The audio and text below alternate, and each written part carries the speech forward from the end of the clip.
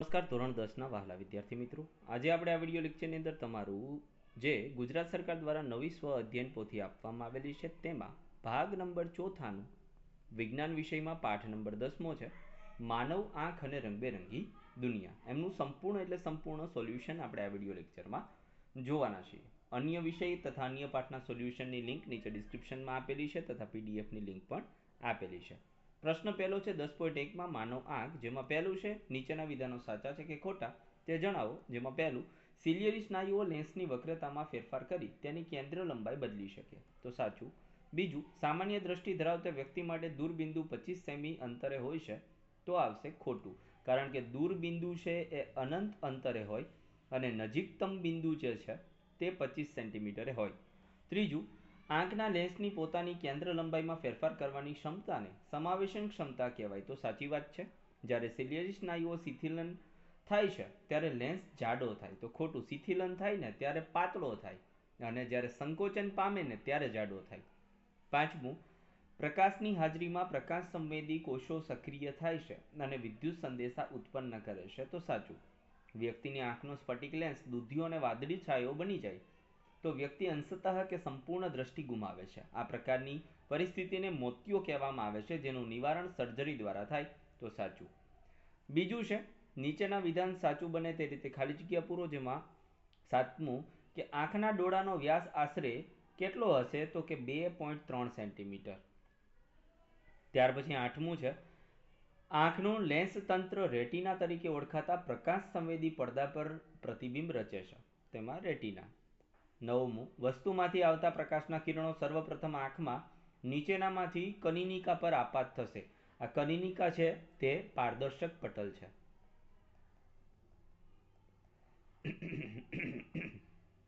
ત્રીજું, નીચેના જોડકા સાચી રીતે જોડવાના છે. જેમાં 10મું, કોલમ 1માં આપેલ આંખના ભાગ સાથે કોલમ 2માં આપેલ કાર્યને તમારે જોડવાનું છે. જેમાં પહેલું કનિનિકા, તો કનિનિકામાં આવશે કીકીનું કદ નાનું મોટું કરવું. બીજું, લેન્સ નેત્રમણિ, એમનું કામ છે વસ્તુ પરથી આવતા પ્રકાશના કિરણોનું વક્રીભવન કરવું. ત્રીજું, સિલિયરી સ્નાયુ, તો એમની અંદર આવશે એ નેત્રમણિની લંબાઈમાં વધારો ઘટાડો કરવો. અને કીકી, તો પ્રકાશ આંખમાં પ્રવેશતા પ્રકાશના જથ્થાનું નિયંત્રણ કરવું.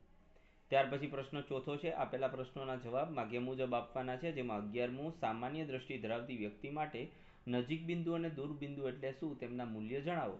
તો જે લઘુત્તમ અંતરે આંખના નેત્રમણિ વડે તણાવ વગર વસ્તુને સૌથી સ્પષ્ટપણે જોઈ શકાય તે અંતરને સ્પષ્ટ દ્રષ્ટિનું લઘુત્તમ અંતર અથવા તો આંખનું નજીક બિંદુ કહેવામાં આવે છે, જે કેટલું હશે, 25 સેન્ટીમીટર. બીજું, દૂરના જે અંતર સુધી આંખ વસ્તુને સ્પષ્ટ રીતે જોઈ શકે તે અંતરને આંખનું દૂરબિંદુ કહેવામાં આવે છે, જે અનંત સુધી હોઈ શકે. ક્યાં સુધી હોય, અનંત. કારણ કે તમને સૂર્ય પણ દેખાય છે, જે આપણાથી લગભગ 15 અબજ કિલોમીટર દૂર છે, અને ચંદ્ર પણ તમને દેખાય છે, તો તે તમે દૂર સુધી બહુ ઘણું દૂર જોઈ શકો. 12મું છે, આંખની સમાવેશન ક્ષમતા એટલે શું, તો જુદા જુદા વસ્તુ અંતરે અનુરૂપ વસ્તુનું તીક્ષ્ણ એટલે કે પાણીધર પ્રતિબિંબ નેત્રપટલ પર રચાય એટલા માટે જરૂરિયાત મુજબ આંખના લેન્સ નેત્રમણિની પોતાની કેન્દ્ર લંબાઈ ગોઠવવાની વધારો ઘટાડો કરવાની ક્ષમતાને આંખની સમાવેશન ક્ષમતા કહેવાય છે. 5મું, નીચે આપેલા પ્રશ્નોના વાક્ય મુજબ ઉત્તર આપવાના છે. માનવ આંખની નામનિર્દેશિત આકૃતિ દોરવાની છે અને તેના કોઈ પણ બે ભાગના કાર્યો લખવાના છે. તો મુખ્ય ભાગો અને તેના કાર્યો નીચે મુજબ છે. આંખના ડોળાનો આકાર લગભગ ગોળાકાર હોય છે, જેમનો વ્યાસ આશરે 2.3 સેન્ટીમીટર જેટલો હોય છે. તમે જુઓ, આ સરસ મજાની આંખની ડ્રોઈંગ છે જે તમારે દોરવાની હતી. અને એમાં પહેલો જે છે પારદર્શક પટલ, કોર્નિયા જેને કહેવાય, તો આંખની આગળનો પારદર્શક ભાગ જે બહારની તરફ ઉપસેલો હોય છે તેને પારદર્શક પટલ પણ કહેવાય છે. તે ગોળાકાર અને પાતળો પારદર્શક અંતરપટલ આંતરત્વચા છે. પ્રકાશના આ પાતળી પારદર્શક આંતરત્વચા મારફતે આંખમાં પ્રવેશે છે. આંખમાં દાખલ થતા પ્રકાશના કિરણોનું મોટાભાગનું વક્રીભવન પારદર્શક પટલની બહારની સપાટી દ્વારા થઈ જાય છે. એટલે કે આંખ પર પડતા પ્રકાશના કિરણોનું પારદર્શક પટલ વક્રીભવન કરે છે. હવે છે કનિનિકા, જેને આપણે આઈરિસ કહીએ છીએ.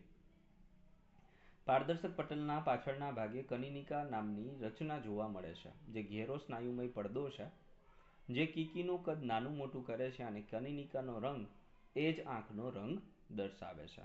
ત્યાર પછી મુદ્દા નંબર 10.2 છે. દ્રષ્ટિની ખામીઓ અને તેમનું નિવારણ. જેમાં પહેલો બહુવૈકલ્પિક પ્રશ્ન છે, એમાં 14મો પ્રશ્ન, લઘુ દ્રષ્ટિની ખામી માટે નીચેના પૈકી કયું વિધાન સત્ય છે? તો એમાં આવશે બી, માત્ર ક્યુ અને આર તો નજીકની વસ્તુઓ સ્પષ્ટ જોઈ શકાય, દૂરની દેખાતી નથી, અને આરમાં જે યોગ્ય કેન્દ્ર લંબાઈ ધરાવતા અંતર્ગોળ લેન્સ વડે આ ખામી દૂર કરી શકાય. લઘુ દ્રષ્ટિની ખામી અંતર્ગોળથી અને ગુરુ દ્રષ્ટિની ખામી બહિર્ગોળથી દૂર કરી શકાય.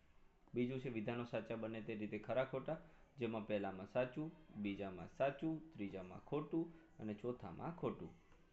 નીચેના પ્રશ્નોના એક શબ્દમાં કે એક વાક્યમાં જવાબ, જેમાં 19મું છે નજીક બિંદુ દૂર જવાથી થતી આંખની ખામી કઈ છે? તો એમાં આવશે ગુરુદ્રષ્ટિ. દૂરબિંદુ અનંત અંતરેથી ખસીને આંખની નજીક આવવાથી થતી આંખની ખામી લઘુ દ્રષ્ટિની ખામી.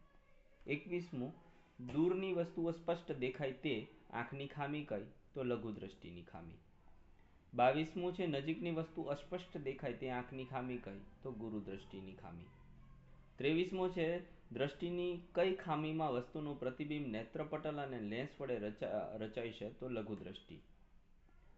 દ્રષ્ટિની કઈ ખામીમાં વસ્તુનું પ્રતિબિંબ નેત્રપટલની પાછળની બાજુએ રચાય છે? તેમની અંદર આવશે ગુરુ દ્રષ્ટિ. ત્યાર પછી માગ્યા મુજબના જવાબ છે તફાવત હાઇપરમેટ્રોપિયા એટલે કે ગુરુ દ્રષ્ટિ ની ખામી અને માયોપિયા એટલે લઘુ દ્રષ્ટિની ખામી. તો જોઈએ તફાવત. તો ગુરુ દ્રષ્ટિમાં આંખનો લેન્સ જરૂરિયાત પ્રમાણે જાડો થતો નથી, પરંતુ પાતળો જ રહે છે. નજીકની વસ્તુ પરથી આપાત થતા અથવા તો આવતા પ્રકાશના કિરણો નેત્રપટલની પાછળ કેન્દ્રિત થાય છે, આથી નજીકની વસ્તુ સ્પષ્ટ જોઈ શકાતી નથી. દૂરની વસ્તુ પરથી આવતા પ્રકાશના કિરણો નેત્રપટલ પર કેન્દ્રિત થાય છે, આથી દૂરની વસ્તુઓ સ્પષ્ટ દેખાય. યોગ્ય કેન્દ્ર લંબાઈવાળા બહિર્ગોળ લેન્સ વડે તમે આ ખામીનું નિવારણ કરી શકો.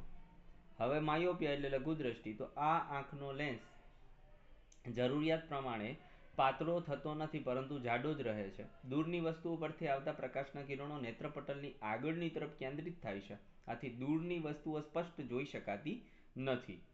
ત્રીજું છે નજીકની વસ્તુઓ પરથી આવતા પ્રકાશના કિરણો નેત્રપટલ પર કેન્દ્રિત થાય છે, આથી નજીકની વસ્તુઓ સ્પષ્ટ જોઈ શકાય. અને ચોથો મુદ્દો એમાં યોગ્ય કેન્દ્ર લંબાઈવાળા અંતર્ગોળ લેન્સના ચશ્મા વાપરીને આ ખામી દૂર કરી શકાય છે. 26મો પ્રશ્ન છે થોડોક વ્યવહારુ કોયડો છે, પણ એમાં કંઈ મૂંઝાવાની જરૂર નથી. સામાન્ય પરિસ્થિતિમાં માધવને પુસ્તકમાં લખેલા અક્ષરો વાંચવામાં મુશ્કેલી પડતી નથી, પણ વર્ગમાં છેલ્લી પાટલી પર બેસી તે બોર્ડમાં લખેલું લખાણ વાંચી શકતો નથી. તો તે દ્રષ્ટિની કઈ ખામીથી પીડાય છે? તેની આ ખામીનું નિવારણ કઈ રીતે કરી શકાય? તો છેલ્લી પાટલી પર બેસતો વિદ્યાર્થી છે લઘુ દ્રષ્ટિની ખામીથી પીડાય છે. લઘુ દ્રષ્ટિની ખામી માયોપિયા થવાના કારણો નીચે મુજબના છે. પહેલું, આંખના લેન્સની વક્રતા વધારે હોવી, એટલે કે આંખના લેન્સની કેન્દ્ર લંબાઈ ઘટવી, અથવા આંખનો ડોળો લાંબો થવો, નેત્રપટલ અને આંખના લેન્સ વચ્ચેનું અંતર વધવું. ખામીનું નિવારણ કઈ રીતે થાય? તો લઘુ દ્રષ્ટિની ખામી આંખનું નિવારણ કરવા વ્યક્તિએ યોગ્ય કેન્દ્ર લંબાઈ અથવા તો પાવરવાળા અંતર્ગોળ અપસારી લેન્સના ચશ્મા પહેરવા જોઈએ. જ્યારે આંખ દૂરની વસ્તુ જોવા માટે અનુકૂળ ન હોય ત્યારે અનંત અંતરેથી આવતા સમાંતર કિરણો લેન્સ દ્વારા વક્રીભૂત થયા બાદ માયોપિક આંખના દૂરબિંદુમાંથી આવતા હોય તેવું લાગે છે. આમ દૂરની વસ્તુમાંથી આવતા પ્રકાશના સમાંતર કિરણો અંતર્ગોળ લેન્સ દ્વારા નેત્રપટલ પર કેન્દ્રિત કરી શકાય છે. અહીં લેન્સની જરૂરી લંબાઈ એ આંખની દૂરબિંદુ જેટલી હોય છે, અને દૂરબિંદુ કેટલું હોય? અનંત સુધી. ત્યાર પછી 27મો છે, એમાં પણ વ્યવહારિક કોયડો છે. નારણભાઈની ઉંમર 45 વર્ષની છે. તેઓને ડોક્ટરે દ્વિકેન્દ્રીય એટલે કે બાયફોકલ લેન્સ પહેરવાની સલાહ આપી છે. તો તેમને થયેલ આંખની ખામી. તો નારણભાઈ લઘુ દ્રષ્ટિની ખામી અને ગુરુ દ્રષ્ટિની ખામી એમ બંને પ્રકારની ખામીથી પીડાય છે. આવી વ્યક્તિને દ્વિકેન્દ્રીય લેન્સ એટલે કે બાયફોકલ લેન્સની જરૂર પડે છે. બાયફોકલ લેન્સમાં અંતર્ગોળ અને બહિર્ગોળ એમ બંને લેન્સ આવેલા હોય છે. સામાન્ય રીતે બાયફોકલ લેન્સનો ઉપયોગ ઉપરનો જે ભાગ છે તે અંતર્ગોળ લેન્સ ધરાવે છે, જે દૂરની વસ્તુ જોવામાં મદદરૂપ થાય, અને નીચેનો જે ભાગ છે એ બહિર્ગોળ લેન્સ ધરાવે છે, જે નજીકની વસ્તુઓ જોવામાં અથવા તો વાંચવામાં અને ઝીણા મોટું નાનું કામ કરવામાં મદદરૂપ થાય છે. 10.3 મુદ્દો છે પ્રિઝમ વડે પ્રકાશનું વક્રીભવન, જેમાં પહેલો બહુવૈકલ્પિક પ્રશ્ન છે. મોહને કાચના પ્રિઝમ દ્વારા થતા પ્રકાશના વક્રીભવનને દર્શાવતા પ્રયોગની આકૃતિ નીચે મુજબ દર્શાવેલી છે. એમની અંદર તમારે તેણે દર્શાવેલા ખૂણા પૈકી ખોટી રીતે દર્શાવેલો ખૂણો કયો છે? તો એ. આઈ જે ખૂણો છે તે એને ખોટી રીતે દર્શાવેલો છે, કારણ કે પ્રિઝમની સપાટી સાથે આપાત જે કિરણ છે એમની વચ્ચે બનતો ખૂણો આવશે નહીં, પરંતુ કોની વચ્ચે આવે તો કે જે આ લંબ છે એ અને જે આ આપાત કિરણ છે એમની વચ્ચે જે બનતો ખૂણો છે એને આપણે શું કહી શકીએ? આઈ. આઈ મતલબ કે આપાત કોણ. ચાલો, બીજું છે નીચે આપેલા પ્રશ્નોના માગ્ય મુજબ ઉત્તર લખવાના છે, જેમાં 29મું પ્રિઝમ કોણ એટલે શું? તો પ્રિઝમમાં બે પાસેની પાર્શ્વીય બાજુ વચ્ચેના ખૂણાને પ્રિઝમ કોણ કહેવામાં આવે છે. 30મું પ્રિઝમ દ્વારા થતા પ્રકાશના વક્રીભવનમાં વિચલન કોણ એટલે શું? તો પ્રિઝમમાંથી પસાર થતા પ્રકાશના કિરણ માટે આપાત કિરણ અને નિર્ગમિત કિરણ વચ્ચે જે ખૂણો બને એને શું કહેવાય? વિચલન કોણ, જેને આપણે ડી વડે દર્શાવીએ છીએ, જે અહીંયા દર્શાવેલો છે વિચલન કોણ ડી. ઓકે, અને આ પ્રિઝમ કોણ છે? એ. નીચે આપેલા પ્રશ્નોના માગ્ય મુજબ જવાબ આપવાના છે. 31મો પ્રશ્ન છે પ્રિઝમ દ્વારા થતું પ્રકાશનું વક્રીભવન દર્શાવતો પ્રયોગ. તો પહેલા તો તમારે આકૃતિ દોરવી પડે. આકૃતિની અંદર તમે નીચેની કોઈ બાબતો ના લખો તો ચાલે, ખાલી એટલી આકૃતિ તો તમારે બનાવવી પડશે. આકૃતિ બનાવીને પછી તમારે આ પદ્ધતિ લખવી પડે. પદ્ધતિની અંદર તમે કઈ રીતે પ્રિઝમને સેટ કરેલો હતો, કઈ રીતે એની કિનારીઓ દોરેલી હતી, તમામ વસ્તુઓ તમારે લખવાની છે. આનો સ્ક્રીનશોટ પાડીને તમે લખી શકો છો. ઓકે, લાંબો પ્રશ્ન છે તો એનો સ્ક્રીનશોટ લઈને તમારે લખી દેવાનો છે. ત્યાર પછી મુદ્દા નંબર 10.4 છે કાચના પ્રિઝમ વડે શ્વેત પ્રકાશનું વિભાજન. આકૃતિમાં દર્શાવેલ શ્વેત પ્રકાશના વિભાજનથી મળતા પ્રકાશના ઘટક રંગોમાં પ્રશ્નાર્થ ચિહ્ન કરેલ છે તે સ્થાને કયો રંગ આવશે? તો જુઓ, જાનીવાલી પીનારા આપણને સૌને ખબર છે, જાનીવાલી પીનારા. હવે જ્યાં જ્યાં ઘટતું હોય ત્યાં તમે લખી શકો. જા પછી ની, તો નીલાવાળા તો બધા છે, બધામાં નીલો છે એટલે બધા ઓપ્શન આવશે. પછી વા આવી ગયો અને પછી આવે લીલો, તો જો અહીંયા લીલો નથી, આ ત્રણમાં પાછો લીલો છે તો એ ત્રણ ઓપ્શન તો આવશે. પછી પીળો છે અને પછી નારંગી, તો ભાઈ હવે લીલા પછી નારંગી વાળો ક્યાં છે? તો કે ભાઈ આ એક છે, આની અંદર પીળો છે એટલે ના આવે, આમાં રાતો છે એટલે એ પણ આવશે નહીં, તો આપણો ઓપ્શન આવશે સી. ત્યાર પછીની વાત કરીએ 33મો પ્રશ્ન. શ્વેત પ્રકાશના વિભાજન દ્વારા મળતા વર્ણપટના મધ્યમાં ખાલી જગ્યા રંગ હોય છે, તેમની અંદર આવશે લીલો રંગ. 34મો, આકૃતિમાં દર્શાવ્યા પ્રમાણે બીસી પાયાવાળા એક પ્રિઝમને 4 જુદી જુદી રીતે ગોઠવી તેમના પર શ્વેત પ્રકાશનું કિરણ આપાત કરવામાં આવે છે, તો નીચેના પૈકી કઈ ગોઠવણીમાં તેના દ્વારા પ્રકાશના વિભાજન પછી ઉપરની ત્રીજો રંગ સ્વચ્છ આકાશનો રંગ હશે? તેમની અંદર આવશે બી. બીજી જે રચના છે તેમાં ઊંધું બને ને એટલા માટે. 35મો, વરસાદી ઋતુમાં આકાશમાં ઘણીવાર મેઘધનુષ્ય દેખાય છે. મેઘધનુષ્ય માટે નીચેના પૈકી કઈ બાબત સત્ય નથી? તેમાં આવશે મેઘધનુષ્ય આકાશમાં સૂર્યની દિશામાં રચાય, ક્યારેય ન રચાય, વિરુદ્ધ દિશામાં રચાય. વિધાનો સાચા છે કે ખોટા તે જણાવો. તો પહેલું વિધાન સાચું છે, બીજું વિધાન ખોટું છે. ત્યાર પછી ત્રીજો પ્રશ્ન છે માગ્ય મુજબ જવાબમાં 38મું પ્રકાશનું વિભાજન એટલે શું? તો પ્રકાશનું તેના ઘટક રંગોમાં છૂટા પાડવાની ઘટનાને પ્રકાશનું વિભાજન કહેવામાં આવે છે. ત્યાર પછી ચોથો પ્રશ્ન છે નીચા પ્રશ્નના માગ્ય મુજબ ઉત્તર આપવાના છે. 39મો પ્રશ્ન, સૂર્યનો જે પ્રકાશ છે તે 7 રંગોનો બનેલો છે, તે દર્શાવતો ન્યૂટનનો પ્રયોગ વર્ણવવાનો છે. તો પહેલા તમારે આકૃતિ દોરવી પડે. તો સરસ રીતે આકૃતિ દોરી દેવાની છે, કારણ કે જો શ્વેત પ્રકાશને આપાત કરો તો 7 રંગો તમને મળશે ને 7 રંગોને ફરીથી ઊંધા પ્રિઝમમાંથી તમે આપાત કરશો તો તમને પાછો કોણ મળી જશે? શ્વેત પ્રકાશ. એટલે કે જે શ્વેત પ્રકાશનું 7 રંગોમાં જ વિભાજન થઈ શકે, એનાથી વધારે રંગોમાં વિભાજન થઈ શકતું નથી. એના માટે પ્રયોગ કરેલો હતો. પછી પ્રયોગનું જે ક્લાસિફિકેશન છે એ અહીંયા નીચે લખેલું છે, એમનો પણ તમે સ્ક્રીનશોટ પાડીને લખી શકો છો. હવે મિત્રો 40મો પ્રશ્ન છે, ચોમાસાની ઋતુમાં કાવ્યાને વરસાદી દિવસે આકાશમાં દેખાતું મેઘધનુષ્ય જોઈ આશ્ચર્ય થયું. તેને થયેલા નીચેના પ્રશ્નોના ઉત્તરો તમારે વૈજ્ઞાનિક કારણો સાથે આપવાના છે. જેમાં પહેલું, આકાશમાં જે મેઘધનુષ્ય કેવી રીતે રચાતું હશે? મેઘધનુષ્ય રચાવવા પાછળ કઈ કઈ વૈજ્ઞાનિક ઘટનાઓ જવાબદાર હશે? અને શું મેઘધનુષ્ય દરરોજ કોઈ પણ સમયે એક જ દિશામાં રચાય છે? તો જુઓ, એનો જવાબ આવશે મેઘધનુષ્ય એ વરસાદ પડ્યા પછી આકાશમાં જોવા મળતા પ્રાકૃતિક વર્ણપટનું ઉદાહરણ છે.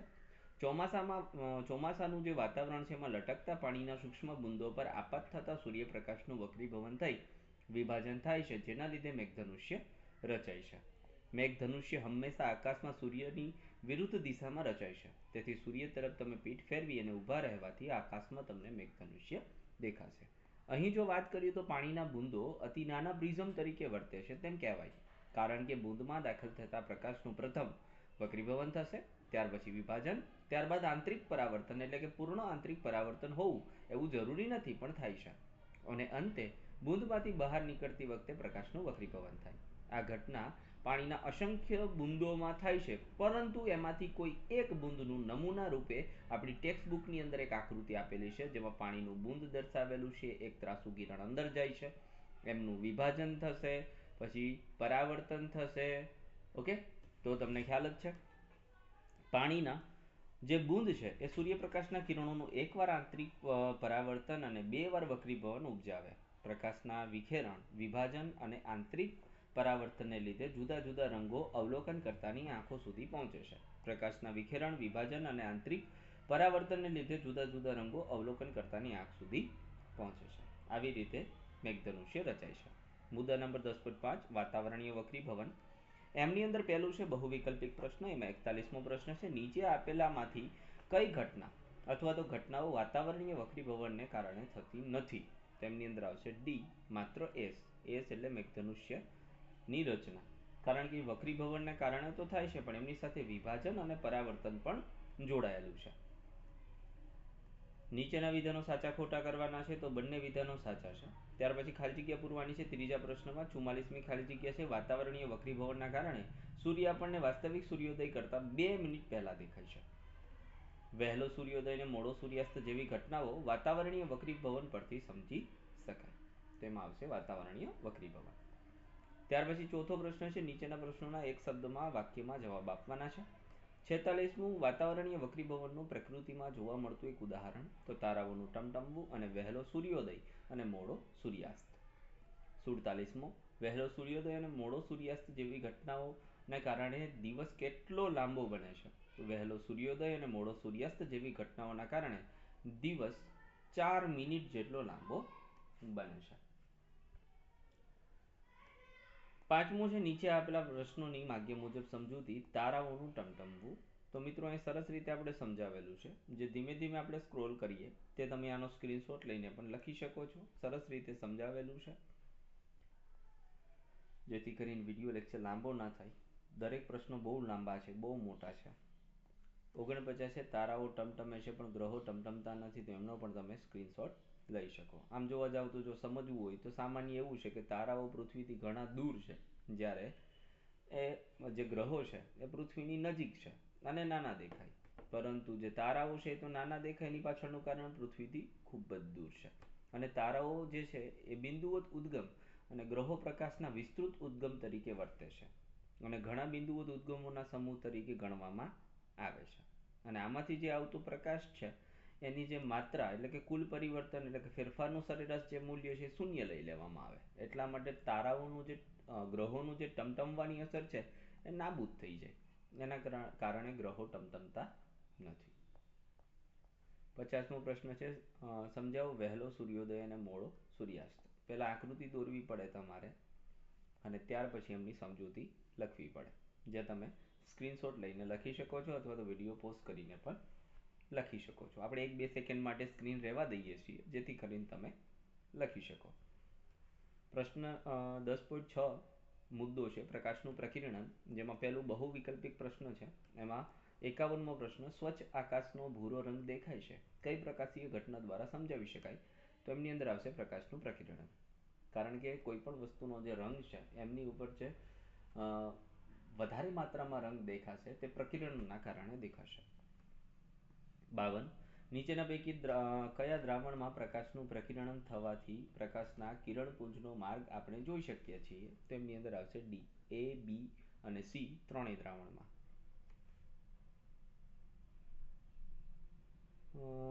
નીચેના પૈકી કયા દ્રાવણમાં પ્રકાશનું પ્રકિરણન થવાથી પ્રકાશના કિરણપુંજનો માર્ગ? ભાઈ ખાંડ અને મીઠાના દ્રાવણમાં નહીં આવે, માત્ર ને માત્ર પાણી વત્તા સાઈમાં જ આવશે. 3 દ્રાવણમાં નહીં દેખાય, કારણ કે દ્રાવણમાં ક્યારેય પણ પટ્ટો દેખાતો નથી. ધોરણ નંબર 9 યાદ કરો, પાઠ નંબર બીજો. જેમની અંદર આપણે નિલંબન ને કલીલ અને દ્રાવણો વિશે શીખાતા. પેલા બે છે એ દ્રાવણ છે, દ્રાવણમાંથી ક્યારેય રંગનું એટલે કે પ્રકાશનું કિરણપુંજ દેખાતું નથી. માત્ર ને માત્ર પાણી ને શાહી છે એ કલીલ બનશે. શું બને? કલીલ. એમાંથી દેખાશે, બાકી કોઈમાં જ નહીં દેખાય. 53માં સૂર્યના શ્વેત પ્રકાશના ઘટક રંગો પૈકી નીચેનામાંથી કયા રંગમાં પ્રકાશનું પ્રકિરણ વાતાવરણના કોણો વધુ પ્રબળતાથી કરે છે? તેમની અંદર આવશે ભૂરા રંગનું. 54 લાલ રંગના પ્રકાશની તરંગ લંબાઈ ભૂરા રંગના પ્રકાશની તરંગ લંબાઈ કરતાં કેટલા ગણી હોય છે? તો એમાં આવશે 1.8 ગણી. બીજું, નીચે આપેલા પ્રશ્નોના વાક્ય મુજબ જવાબમાં 55માં પ્રશ્નો છે સ્વચ્છ આકાશનો રંગ ભૂરો શા માટે દેખાય? વૈજ્ઞાનિક કારણ તો અહીં આપણે સરસ રીતે દર્શાવેલું છે, તે તમારે સ્ક્રીનશોટ પાડીને અથવા વિડીયો લેક્ચર પોઝ કરીને લખી લેવાનું છે. 56મું ભયદર્શક સિગ્નલમાં લાલ રંગ જ શા માટે વાપરવામાં આવે છે? તો એનું પણ અહીંયા કારણ આપણે દર્શાવેલું છે કે લાલ રંગના પ્રકાશની તરંગ લંબાઈ વધુ હોવાથી તે ધુમ્મસ અથવા ધુમાડાની હાજરીમાં બીજા રંગની સાપેક્ષે તેનું સૌથી ઓછું પ્રકિરણ થતું હોય છે. તેથી ઘણા દૂરથી પણ લાલ રંગને જોઈ શકાય. આથી લાલ રંગના પ્રકાશનો ઉપયોગ ભયદર્શક સિગ્નલમાં કરવામાં આવે છે. ત્રીજો પ્રશ્ન છે પ્રશ્નોના એક શબ્દમાં અથવા વાક્યમાં જવાબ. ટિન્ડલ અસરનું ઉદાહરણ. જ્યારે સૂર્યપ્રકાશનું અત્યંત પાતળું કિરણપુંજ નાના છિદ્ર મારફતે ઓરડામાં પ્રવેશે ત્યારે આ અસરને લીધે કિરણપુંજનો ફેલાવો માર્ગ થવાથી માર્ગ દૃશ્યમાન બને છે, જેને ટિન્ડલ અસર અથવા તો ટિન્ડલ અસરનું એક્ઝામ્પલ પણ તમે કહી શકો. 58 વાદળી રંગના પ્રકાશના પ્રકિરણનું ઉદાહરણ. તો આકાશ ભૂરું દેખાવું, મેઘધનુષ્યની રચના અને મૃગજળની રચના. ચોથું છે આપેલા પ્રશ્નોના વાક્ય મુજબ જવાબ સમજાવો ટિન્ડલ અસર. તો વિસ્તૃત રીતે ટિન્ડલ અસરને અહીંયા સમજાવેલી છે. સ્ક્રીનશોટ તમે લઈ શકો છો અથવા તો તમે વિડીયો પોઝ કરીને લખી શકો છો. તો મિત્રો, આ હતું સંપૂર્ણ આપણા પાઠનું solution. Thank you very much. ફરી મળીશું નેક્સ્ટ વિડીયો લેક્ચરમાં આવા જ એક પાઠના સોલ્યુશન સાથે. ત્યાં સુધી આવજો. જય હિન્દ, જય ભારત.